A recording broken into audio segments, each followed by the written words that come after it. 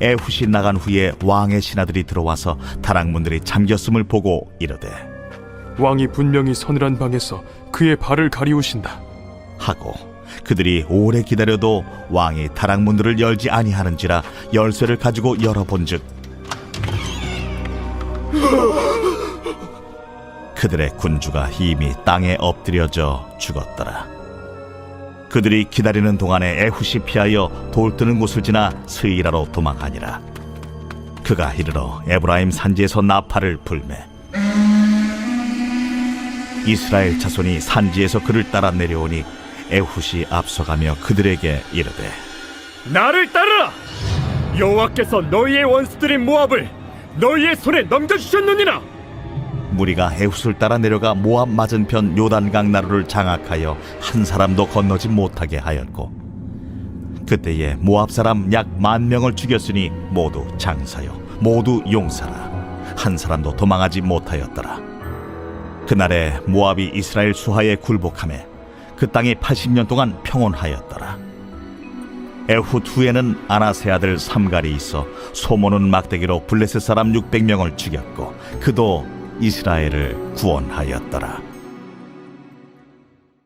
오늘은 예고편과 본편이라는 제목으로 함께 하나님 말씀 나누도록 하겠습니다.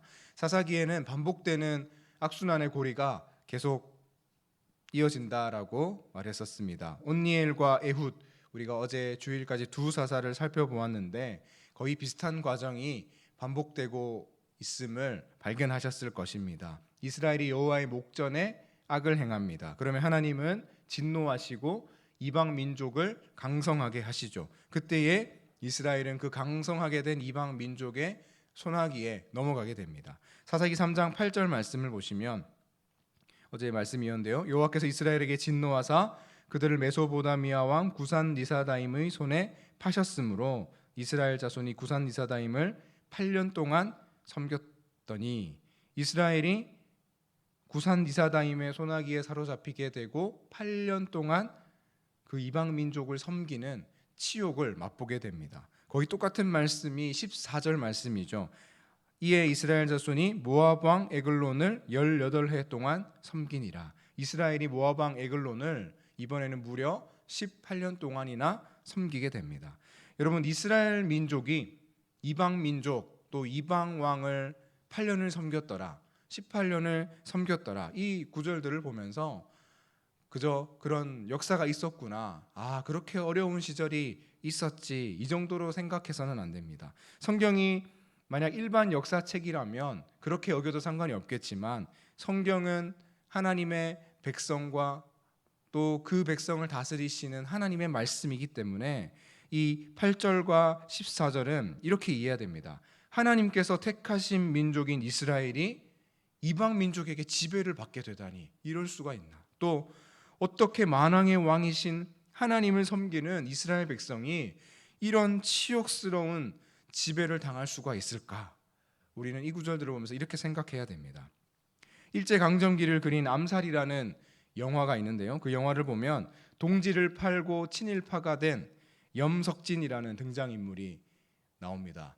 배우 이정재 씨가 맡은 역할인데 영화 말미에 친일에 대한 책임을 묻는 재판에서 왜 동지를 팔아먹었습니까? 라는 질문에 이 염석진이 어떻게 대답하느냐? 몰랐습니다. 해방될 줄 몰랐습니다. 제가 알면 그랬겠습니까? 이렇게 말하는 장면이 있습니다. 이스라엘이 구산 리사다임에게 8년, 또 모압 왕 에글론에게는 18년의 지배를 받았죠. 결코 짧은 시간이 아니었습니다. 해방될 줄은 아마 꿈에도 몰랐을 것입니다. 해방이나 자유를 꿈꿀 수도 없었을 것입니다. 과거에 가나안 땅을 차지했던 영광의 시절을 밟아온 이스라엘이 이방 민족에게 끝이 보이지 않는 그런 지배를 받게 된 것입니다. 그런데 이 치욕스러운 역사를 마무리하시는 분은 역시 우리 하나님이시죠. 하나님께서 이스라엘을 구원하시는데 어떻게 구원하셨죠? 베냐민 사람 게라의 아들 왼손잡이 에훗을 구원자로 세우십니다. 에훗으로 하여금 모압 왕 에글론, 적장이죠. 이 적장의 목숨을 처단케 하시죠. 성경은 이 장면을 아주 자세하게 묘사하고 있습니다. 너무 자세하게 기록되어 있어서 잔인하고 또 끔찍하기까지 한데, 성경이 이렇게 자세하게 기록하고 있을 때는 그 이유가 있는 법이죠. 우리 21절 22절 말씀을 한번 보시면요, 에훗이 왼손을 뻗쳐 그의 오른쪽 허벅지 위에서 칼을 빼어 왕의 몸을 찌르매 칼자루도 나를 따라 들어가서 그 끝이 등 뒤까지 나갔고 그가 칼을 그의 몸에서 빼내지 아니하였으므로 기름이 칼날에 엉겼더라.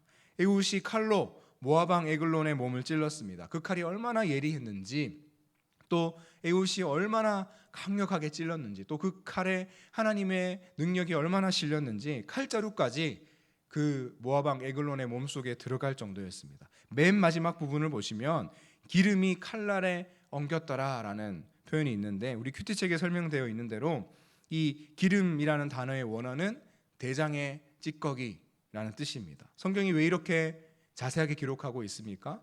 칼이 들어가는 장면, 또 기름이 칼날에 엉겼다라고 자세하게 기록하고 있는 이유가 무엇일까요? 모압 왕 에글론이 그만큼 수치스럽게 최후를 맞이했다라는 것을 강조하고 있는 것입니다. 18년 동안이나 이스라엘에게 모욕을 주었던 모압의 왕이 아무도 그 누구도 주목하지 않는 왼손잡이 에훗에게 한 방에 또 허무하게, 그리고 기름이 칼날에 엉길 정도로 수치스러운 죽음을 당했다라는 것을 성경이 강조하고 있는 것입니다. 누가 하신 일이라고요? 하나님께서 하신 일이라고 강조하고 있는 것입니다. 모욕당하고만 있던 이스라엘을 구원하시기 위해 하나님께서 이 모압 왕 에글론을 가장 수치스러운 죽음으로 원수 갚아주셨다라는 것을 이야기하고 있는 것입니다. 그래서 오늘 본문 24절 말씀을 한번 보시면요, 에훗이 나간 후에 왕의 신하들이 들어와서 다락문들이 잠겼음을 보고 이르되 왕이 분명히 서늘한 방에서 그의 발을 가리우신다 하고, 여기서 발을 가린다는 것은 용변을 본다라는 왕고고법이죠. 이런 표현을 하고 있는 이유도 동일합니다. 자신들의 왕이 가장 수치스러운 죽음을 당했음에도 불구하고 그 신하들은 그것도 모르고 왕이 발을 가린다라고 여긴 것입니다. 18년 동안 이스라엘이 비웃음을 당하고 수치와 능욕을 받았는데, 하나님께서 이제는 이스라엘 백성들을 위하여 가장 통쾌한 일을 이루신 것입니다. 여러분, 이것이 하나님의 방법입니다. 하나님은 당신의 백성들이 비웃음 당하고 당신의 백성들이 수치와 모욕 당하고 있는 것을 결코 가만히 지켜보고만 계시는 분이 아니시라는 것입니다. 하나님께서는 정확한 때에 역전하게 하시고 완승을 선사하시는 분이시라는 것입니다.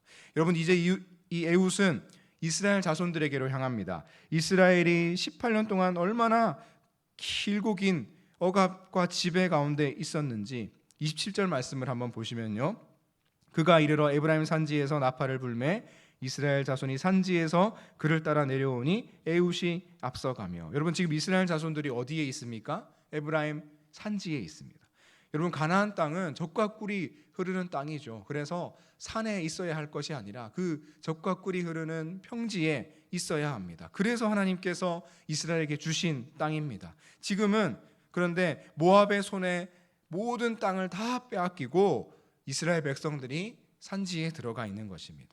산지는 이스라엘 백성들이 있어야 할 곳이 아닙니다. 산지에 숨어나 있으려고 이 가나안 땅에 온 것이 아니죠. 그런 이스라엘 백성들을 향해 모압 왕 에글론을 완벽하게 처단한 이 에훗은 나팔을 불고 있죠. 이 나팔 소리는 승리의 나팔 소리입니다.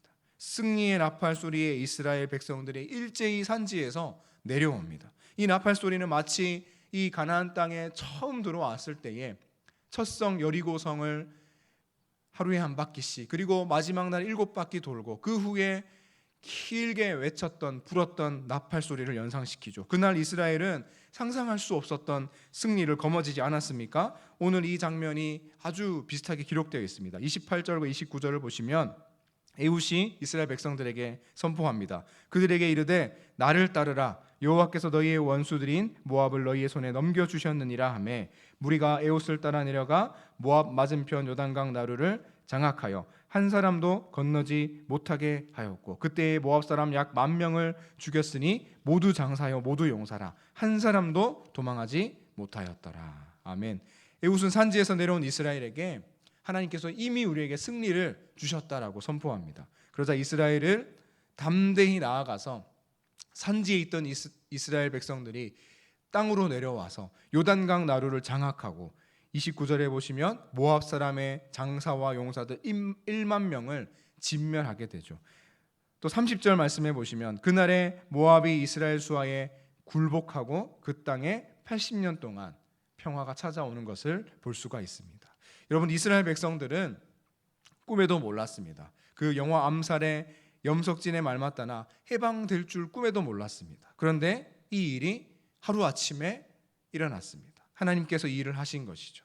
이스라엘은 적과 꿀이 흐르는 가나안 땅을 다 빼앗기고 산지에 숨어 있었습니다. 수치와 치욕의 시간이었습니다. 그런데 하나님께서 회복시켜 주셨습니다. 이스라엘 백성들은 산지에서 내려왔고 이제 자신들이 있어야 할, 자신들이 차지해야 할 그 땅으로 돌아온 것입니다. 원래 이 땅은 하나님이 이스라엘에게 주신 땅이죠. 주 안에 사랑하는 성도 여러분, 이것이 하나님의 방법입니다. 하나님께서는 당신들의 백성들의 수치를 완전히 갚아주시고 원수들에게 고스란히 갚아주시고 당신의 백성들이 있어야 할 자리로 온전히 회복시키시는 분이십니다. 여러분, 사사기의 모든 사사들은 예수 그리스도를 예표한다라고 했습니다. 그래서 사사 에훗이 승리하는 이 이야기는 예고편입니다. 이 예고편의 본편은 따로 있죠. 본편의 주인공은 바로 예수 그리스도이십니다. 그 본편의 가장 중심 내용은 무엇이냐? 십자가와 부활입니다. 그래서 우리는 오늘 이 성경 말씀을 보면서 예고편을 보면서 본편이 있지, 본편을 계속해서 묵상해야 하는 것입니다. 예수님께서 십자가의 죽으심으로 말미암아 죄의 종로를 타던 모든 주의 백성은 오늘 이스라엘 백성처럼 자유와 해방을 되찾는 것이고 수치와 모욕에서 완전히 벗어나게 되는 것입니다. 우리의 원수 마귀는 어떻게 될까요? 모압 왕 에글론처럼 비참한 최후를 이미 맞이했습니다. 또한 예수님의 십자가로 말미암아 우리의 신분은, 우리의 위치는 산지에 숨어 있는 종이 아니라, 산지에 숨어 사는 노예의 삶이 아니라 당당하고 가슴을 활짝 펴고 살아갈 수 있는 하나님의 자녀가 된 것입니다. 원래의 위치로 돌아오고 회복된 것입니다. 그리고 예수님께서 마침내 부활하심으로 말미암아 그 예수 그리스도의 십자가와 부활을 믿는 모든 주의 백성들은 마지막 때에 참되고 온전한 회복을 누리게 될 것입니다. 주 안에 사는 성도 여러분, 예고편이 다가 아닙니다. 예고편은 말 그대로 예고편입니다. 오늘 말씀 사사 에훗의 이야기와 이스라엘 백성들이 거룩하게 회복되는 이 예고편을 묵상하시되 본편을 더 많이 매일매일 묵상하시기 바랍니다. 예수 그리스도의 십자가와 부활이라는 이 본편이 오늘 우리 삶 가운데 연속 상영이 되어져야 하는 것입니다. 그 본편의 놀라운 은혜를 풍성히 누리심으로 우리 삶에 매일매일 승리와 회복을 경험하시는 저와 여러분의 삶이 될 수 있기를 예수 그리스도의 이름으로 축원합니다. 시간 말씀을 기억하며 기도하겠습니다. 에훗을 통해 원수를 가장 통쾌하게 갚아주신 하나님, 또 승리의 나팔 소리 가운데 이스라엘 백성들을 산지에서 내려오게 하시고 참된 회복을 경험하게 하시는 하나님, 오늘 우리 삶에도 이러한 승리와 회복을 풍성히 누리게 하여 주옵소서. 십자가와 부활의 능력이 우리 인생을 완전히 사로잡는 복된 하루가 되게 하여 주옵소서. 이 시간 함께 주님의 이름 부르고 기도하며 나가겠습니다.